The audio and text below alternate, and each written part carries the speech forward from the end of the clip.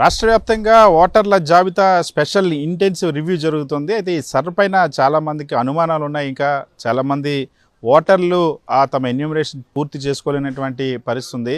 నెమ్మదిగా ఈ ప్రక్రియ కొనసాగుతుంది. అసలు ఎలాంటి సమస్యలు ఉన్నాయి? ఒక సామాన్య ఓటరు తన ఓటును దక్కించుకోవడానికి, తన ఓటును కాపాడుకోవడానికి ఏ ప్రక్రియను అవలంబించాలి, ఎలాంటి సూచనలు పాటించాలో మనతో పాటు మాట్లాడడానికి వైఎస్ఆర్ కాంగ్రెస్ పార్టీ నేత వజ్ర భాస్కర్ రెడ్డి ఉన్నారు. ఆయనతో మాట్లాడదాం.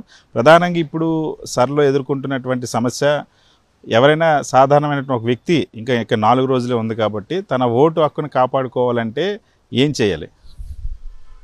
ఇప్పుడు మనకున్నటువంటి ఎలిమినేషన్ ఫారాలు రాష్ట్ర వ్యాప్తంగా 98% ఇవ్వడం జరిగింది. ఎలిమినేషన్ ఫామ్స్ ఇచ్చిన తర్వాత వాటిని ఫిల్ చేసి బిఎల్ఏకి ఇచ్చే దాంట్లో చిన్న ప్రాబ్లం ఉంది. ఎందుకంటే ఎడ్యుకేటెడ్ అయి కావడం వల్ల ప్రాబ్లం ఉంది. కాబట్టి ఎలిమినేషన్ ఫాము స్థానిక బిఎల్ఓతో పాటు బిఎల్ఏ కలిపి ఎలిమినేషన్ ఫారాలు ఫిల్ చేసి ఇస్తున్నారు. రాష్ట్ర వ్యాప్తంగా ఇప్పటికే 70% కంప్లీట్ అయింది. అంటే ఒక పోలింగ్ బూత్ను మనం ఉదాహరణ తీసుకున్నట్లయితే దాదాపు ఇంకా 200 ఎలిమినేషన్ ఫారాలు రావాల్సింది ప్రతి పోలింగ్ బూత్ నుంచి. ఇక్కడే ప్రధానమైన సమస్య, ఈ 4 రోజులు పూర్తి చేయాల్సింది ఉంది. దానికి కారణం ఏమంటే ఈ 200 ఎలిమినేషన్ ఫారాలు ఏముండాయో వీటిలో ముఖ్యంగా బయట నుంచి పెళ్లి చేసుకున్న వాళ్ళు చాలామంది దీంట్లో, అంటే దాదాపు 100-120 మంది సుమారు ఉన్నారు. వీళ్ళందరివి ఎనిమిరేషన్ ఫారాలు తీసుకోవడానికి ఈరోజు 2002లో మ్యాపింగ్ కాకపోయినా కూడా ఎనిమిరేషన్ ఫామ్ పూర్తిగా ముందు ఇచ్చేస్తే రిమైనింగ్ అన్న మనం ముందర తీసుకుని పోవచ్చు. ఇది ఒక ప్రధానమైన సమస్యలో ఇది ఒకటి. రెండోది వచ్చేసి ఈ షిఫ్టెడ్ ఓటు, ఆబ్సెంట్ ఓట్లు ఇవన్నీ కూడా వాళ్ళు టైమింగ్ లేకపోయినా వాళ్ళ బంధుత్వం ఎవరైతే ఉందో వాళ్ళు ఆ ఎనిమిరేషన్ ఫారాన్ని ఇప్పుడు బిఎల్ఓకి ఇస్తే నెక్స్ట్ ఫేజ్లో వాళ్ళు ఏదైతే నోటీస్ టైంలో, అబ్జెక్షన్స్ టైంలో వాళ్ళు వాటికి సంబంధించిన ఫామ్స్ ఫిల్ చేయొచ్చని సందర్భంగా మీకు తెలియజేస్తున్నాను.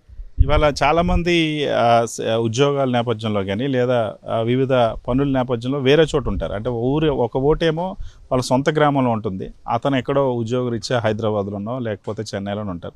అటువంటి వాళ్ళంతా కూడా వాళ్ళ ఓటుని ప్రొటెక్ట్ చేసుకోవడానికి ఎలాంటి ప్రాసెస్ ఉంది? ఈ ఆన్లైన్లో ఎనిమిరేషన్ ఫామ్ ఫిల్ చేయడానికి అవకాశం ఉంది, కానీ ఆధార్లో ఉన్నది తర్వాత ఎనిమిరేషన్ ఫామ్లో ఉన్న ఓటర్ కార్డుకి సంబంధించిన మ్యాచ్ అయితే తప్ప ఆన్లైన్లో కావట్లేదు.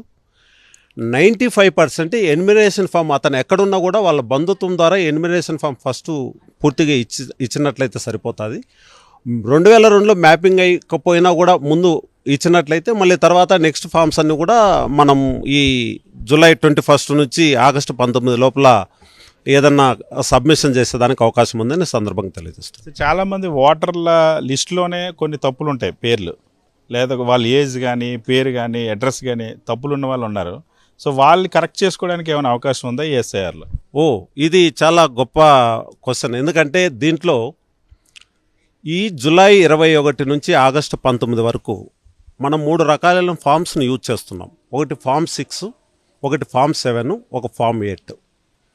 మీరు చెప్పినటువంటి ఈ యొక్క క్వశ్చన్కి సమాధానం అంటే ఫామ్ 8 ద్వారా ఒకే పోలింగ్ బూతులు కాకుండా 2 పోలింగ్ బూతుల్లో ఉన్నా కూడా ఫామ్ 8 ద్వారా తీసుకొని రావచ్చు. అదేవిధంగా స్పెల్లింగ్ మిస్టేక్ ఉన్నా, సర్నేమ్ మిస్టేక్ ఉన్నా, డేట్ ఆఫ్ మిస్టేక్ ఉన్నా కూడా ఫామ్ 8 ద్వారా తీసుకొని రావచ్చు. బయట నియోజకవర్గాల్లో ఉన్నా, బయట రాష్ట్రాల్లో ఉన్నా కూడా వాళ్ళు ఈ ఫామ్ ద్వారా వాళ్ళు కరెక్షన్ చేయొచ్చు. అది జూలై 21 నుంచి ఆగస్టు 19 లోపల ఆ ప్రక్రియ చేయడానికి అవకాశం ఉంది.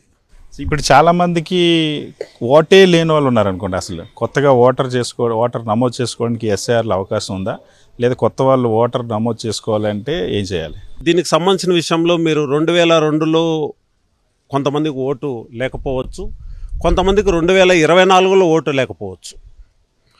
మీరు చెప్పినట్లు ఇలాంటి కేసెస్ని మనం 2 రకాలుగా తీసుకోవాలి. ఒకటి ఫామ్ 6 డిక్లరేషన్ ఫామ్ ద్వారా ఈ యొక్క జూలై 21 నుంచి ఆగస్టు 19 లోపల ఎటువంటి ఓటు లేకపోయినా కూడా వాళ్ళు ఫామ్ 6 డిక్లరేషన్ ఫామ్ ఇస్తే ఆ ఓటు తెచ్చుకోవడానికి అవకాశం ఉంది. కొత్తగా ఓటర్ జాయిన్ కావాలనుకున్న వ్యక్తికి కూడా ఈ అవకాశం ఈ టైంలో ఉంది. కాబట్టి ఒకవేళ బై మిస్టేక్ మీరు చెప్పినట్లు బయట ప్రాంతాల్లో ఉండి ఎనిమిరేషన్ ఫారం ఇవ్వలేని పరిస్థితులు ఏదన్నా ఉన్నా కూడా ఇప్పుడు మనకు జూలై 21కి డ్రాఫ్ట్ రోల్ రిలీజ్ అయిన తర్వాత ఏఎస్డిఎఫ్ అంటే ఆబ్సెంటు, తర్వాత షిఫ్టెడ్ ఓటు, డెత్ లేదంటే డూప్లికేట్ ఓట్స్, ఈ 4 వాటిలో 2 దానిలకి ఎక్కువ ఆస్కారం ఉంది. బిఎల్ఏ, బిఎల్ఓ ఇద్దరు ఐడెంటిఫై చేయలేని ఓట్లు ఆబ్సెంట్ కిందన పెడతారు లేదా షిఫ్ట్ కిందన పెడతారు. కానీ నిజంగానే ఓటర్లు వాళ్ళు ఉంటారు. వాళ్ళ టయానికి ఎన్యుమరేషన్ ఫామ్ అయిన పరిస్థితుల్లో వాళ్ళు జూలై 21 నుంచి ఆగస్టు 19 లోపల ఫామ్ 6 ప్లస్ డిక్లరేషన్ ఫామ్ ఇచ్చి వాళ్ళు ఓటం చేసుకోవడానికి అవకాశం ఉంది.